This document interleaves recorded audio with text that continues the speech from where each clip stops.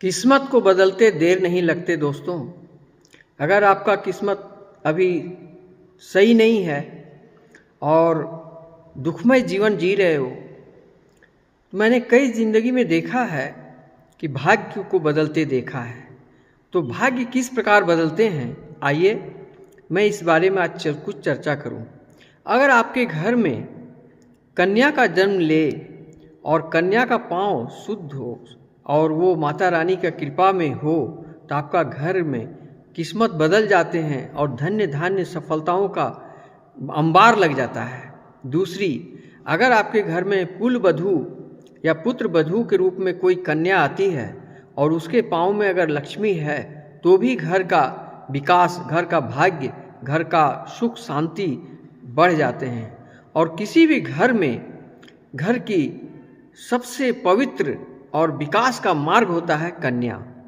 स्त्री रूप में अगर कोई घर में मनहूस घुस जाए तो अच्छे अच्छे घर को तोड़ देती है और अच्छे अच्छे घर को नुकसान पहुंचाती है, भाग्यहीन बना देती है, राजा से रंक बना देती है। इसलिए इन कन्याओं को पहचाने। इसके कई पहचान हैं जिसकी ज़िंदगी में इस प्रकार की कन्याएं मैंने अपनी ज़िंदगी में देखा कि एक इंसान के घर में इतनी तकलीफ, इतनी दरिद्रता थी, लेकिन उसके घर में जब से एक कन्या का जन्म लिया, फिर उसके घर में विकास प्रारंभ हो गया। मैंने इसलिए देखा। इसके बाद में नवरात्रि में 9 कन्याओं का जो भोजन कराया जाता है, इसमें भी बिगड़े हुए भाग्य को चमकाया जा सकता है। इसलिए आप हमेशा याद रखें कि घर का विकास किसी न किसी स्त्री का हाथ होता है। अगर सही स्त्री का घर में हो प्रवेश, तो घर का विकास निश्चित है, और गलत स्त्री का प्रवेश हो जाए तो घर का विनाश निश्चित है।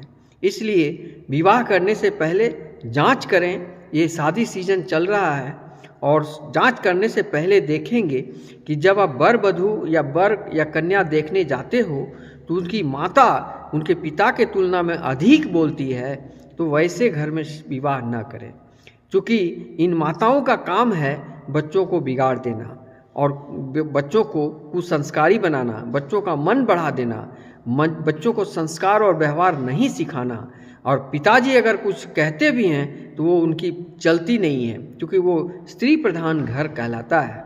इस प्रकार घर का विकास कभी नहीं हो सकता है। इसलिए सावधानी से रहें और स्वच्छ रहें और कन्याओं का पूजन करते रहें। जय माता रानी।